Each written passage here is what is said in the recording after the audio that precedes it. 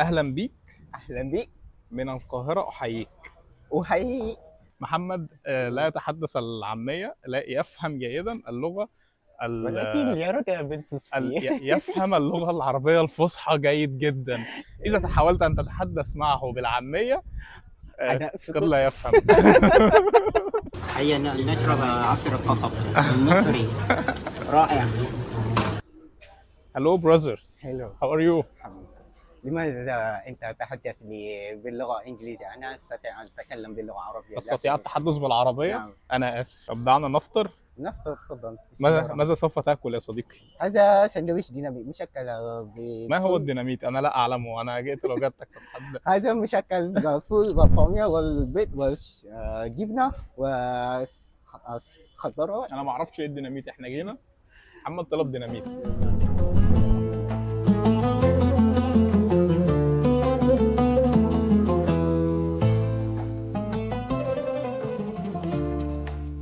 أهلا بي من القاهرة. أحيي. كيف تعلمت اللغة العربية؟ أنا أدرس اللغة العربية في المدرسة الثانوية في ماليزيا. في ماليزيا. في ماليزيا على حساب امتحانات فقط. وبعد إلى مصر زيادة حتى دخلت في الجامعة. ما رأيك في هذا المنظر؟ هذا نعم. جميل. كله جميل. كله جميل.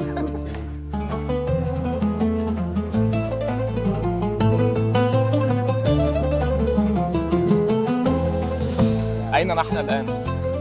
في شارع المعز. في شارع المعز. ماذا تعرف عن شارع المعز؟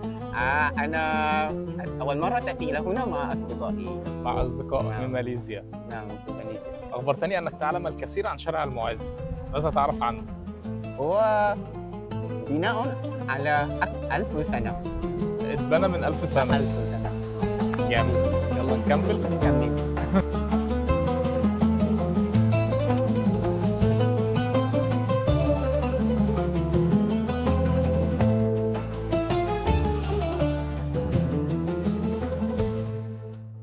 هل تحب مصر يا محمد؟ نعم أنا أحب اللغة ماليزيا. مصر تحب مصر كثيرا؟ كثيرا. إلى صديق وأبنائي. أيوة. وعائلتي في ماليزيا أهلا وسهلا ومرحبا بكم في مصر. أحيا مصر أم الدنيا. الناس حلوة. الناس هنا حلوة. أهلا بك. الله أكبر. آمين يا رب. Please subscribe and share this channel مصطفى كامري on the YouTube. أكثر مكان أحببته؟ أنا أحب مكان تاريخية في درب أحمر وشارع الدرب الأحمر. درب أحمر وشارع المغربلين والمغربلين أماكن أنا ما رحتهاش. وكمان ثاني باب زويلة وباب فوتو وباب النص. أنت ذهبتهم معي، أنت جبت إلى باب زويلة معي. نعم في جولاتي. ما رأيك في الجولات التي أقوم بعملها محمد؟ أحسن. 100.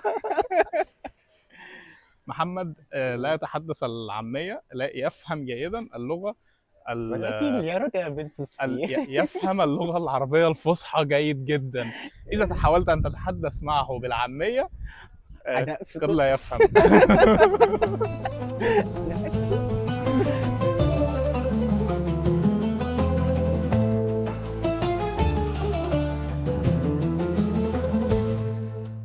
أين نحن يا محمد الآن؟ نحن الآن في جماليا. في الجمالية. جماليا الحشاشين. أنا لا أعلم أين المكان. هل يمكننا الذهاب إلى شارع المعز من هنا؟ إن شاء الله. هل تعلم ما هذا المبنى؟ لا. في مبنى ورانا هنا. هذا لا تعلمه؟ لأني نحن الآن بالقرب من بيبر سجاشن كير. ماذا تدرس في الأزهر؟ أنا أدرس في كلية الشريعة والقانون. تدرس في كلية الشريعة والقانون. الشريعة والقانون. تعمل ماجستير؟ لا، مرحلة بكالوريوس. واو. ولكنك دائما أراك في الشوارع. نعم. تصور وتذهب إلى الأماكن الأثرية. السلام عليكم. السلام عليكم. نذهب إلى هنا من هنا. أيوة تفضل. أم من أمام؟ من الأمام. نعم. الناس تعاملك جيدا هنا في مصر؟ طبعا. بداية منذ أن أتيت إلى مصر. نعم. كانت الناس تعاملك جيدا؟ لكن إذا مدة طويلة أنا عايش في مصر، أحب الناس المصريين 100. يوم إجازة الناس اليوم. كثير في الشوارع. نعم. عجبته أهرامات الأهرامات. واو. والنهر النيل ونهر النيل. والجامع الأزهر. ولكن أخبرني عن الحياة في ماليزيا. كان عاصمة رائعة، ألو. ولكن في بعض الأماكن مم. سيئة لأني بعيدا بين عاصمة ومدينة. أي مدينة تسكن في ماليزيا؟ أسكن في محافظة قدا. كدا؟ كدا كدا. كدا. اسمها كدا. كدا بالقاف ليس بالكاف. بالكاف. بالقاف. كدا. قدا هو محافظة الشمالية. نعم.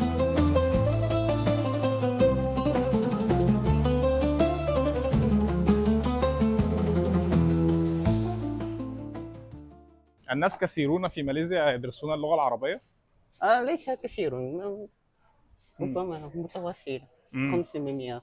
هل أهلك أيضا يتحدثون العربية؟ أنا نفس الفكرة، متوسط أتكلم باللغة العربية لأني أدرس باللغة أتكلم باللغة العربية. أريد أن أسمع القرآن من صوتك. هل الله. تستطيع إن شاء الله بإذن الله. يلا بينا. يلا نضع هنا الكاميرا. أعوذ بالله من الشيطان الرجيم. بسم الله الرحمن الرحيم. الحمد لله الذي أنزل على عبده الكتاب ولم يجعل له عوجا قيما لينذر بأسا شديدا من لدنه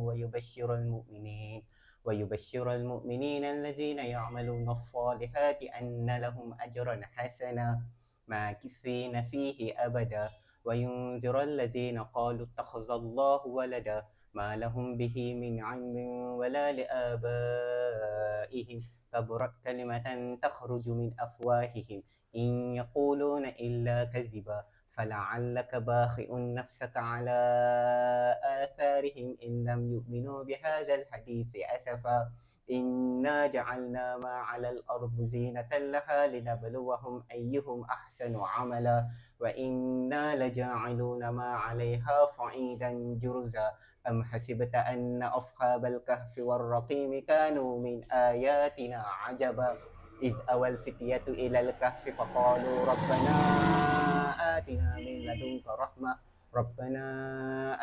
من لدنك رحمة وهيئ لنا من أمرنا رشدا فضربنا على آذانهم في الكهف سنين عددا ثم بعثناهم لنعلم أي الحزبين أحصى لما لبثوا أمدا نحن نقص عليك نبأهم بالحق إنهم فتية آمنوا بربهم وزدناهم هدى وربطنا على قلوبهم إذ قاموا فقالوا ربنا رب السماوات والأرض لن ندعو من دونه إلها لقد قلنا إذا شططا هؤلاء قوم اتخذوا من دونه آلهة لولا يأتون عليهم بسلطان بين فمن أظلم ممن افترى على الله كذبا صدق الله العظيم.